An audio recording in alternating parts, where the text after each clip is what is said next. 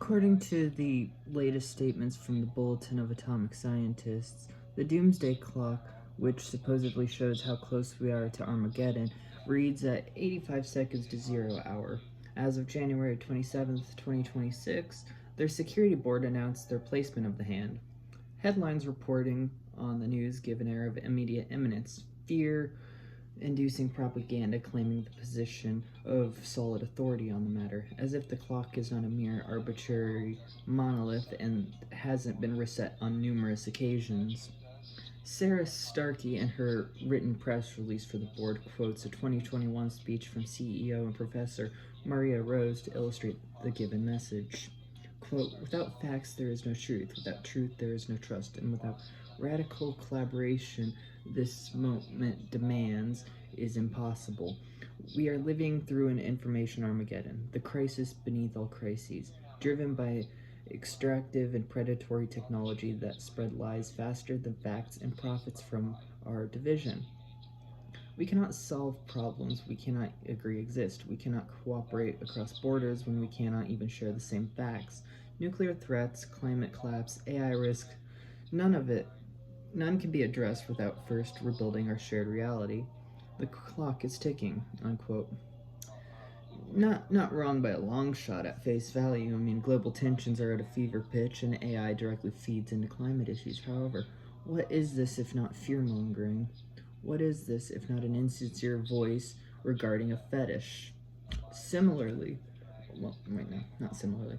Since humanity developed knowledge regarding its own mortality, paired with the Upper Paleolithic Revolution and the Upper Paleolithic Creative Revolution, as it's called, evolving an overactive intellectual capacity and biological prerogative for self-preservation, high is the likelihood that apocalyptic scenarios have been around basically as long as any semblance of society has.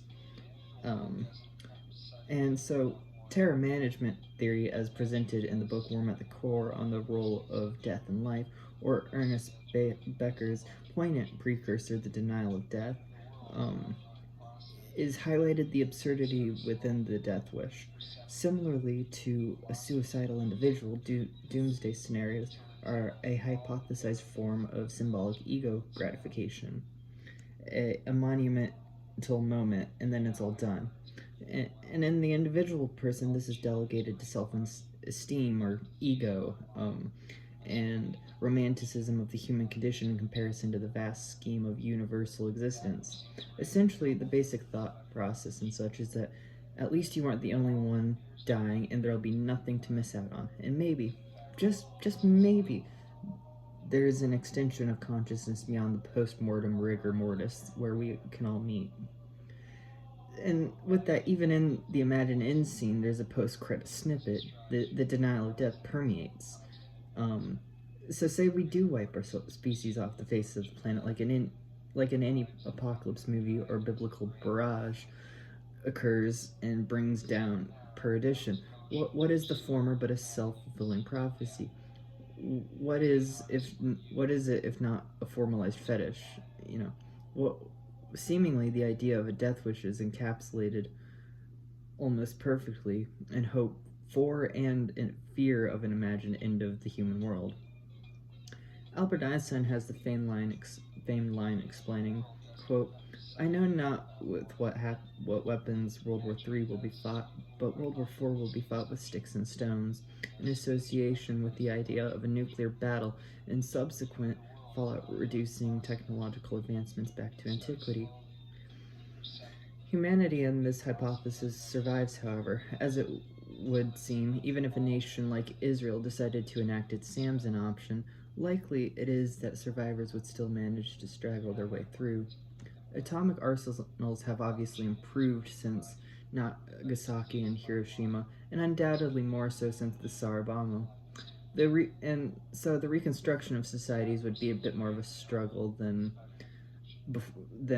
those two, but undoubtedly, it's like cockroaches have managed to survive extinction events on numerous million of occasions, and with that, humans are pretty resilient even in spite of our excesses. And so Blaming technology is unimaginable in the face of history and human tendency. Causing it causation for increased division among people is averting the human responsibility in the matter altogether. I mean, back in the day, union busters would bring in black workers to piss off white strikers. It's nothing new. It's imposed animosity. It all merely updates to the times, as, mind you, humans are the one programming to do so.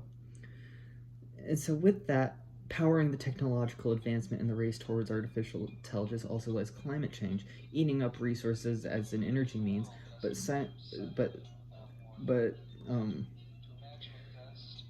but simultaneously it's not irreparable. And without humanity, much of the issues presented would revert. The Doomsday Clock really only symbolizes the end of human existence, not the Earth, which has spun and sprouted life before man and will long after.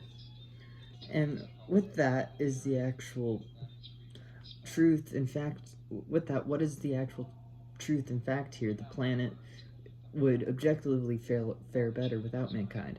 Highly unlikely would it be for the entirety of ecosystems to die off, even in the event of abhorrent man-made mutilation. I mean, the end of the world is just a placeholder for the last hominid's inheritance of extinction. Overestimating itself, humanity is and are not the sole inhabitants of the planet, nor would it be the first or last to die here. At face value, human society is neither innately good or bad. It just is and evolves as time progresses. And most every era of existence has it been predicted that the end of the world was right around the corner, soon or sometime shortly after one's lifetime. Sure, the span of human existence is but a short blip on a pale blue dot thus far. But with that, and to paraphrase Nietzsche in his book Human All Too Human, come many assumptions as to its qualities and characterizations of its own conscious perception. So ultimately, the Doomsday Clock is a ruined orgasm on a loop. It's almost a self-fulfilling prophecy with the Great Filter hypothesis and centuries of media from, the Bible to Stephen King's If It Bleeds, depicting a sudden stop to it all. And realistically and observationally, such is nothing more than a fetish without a finish.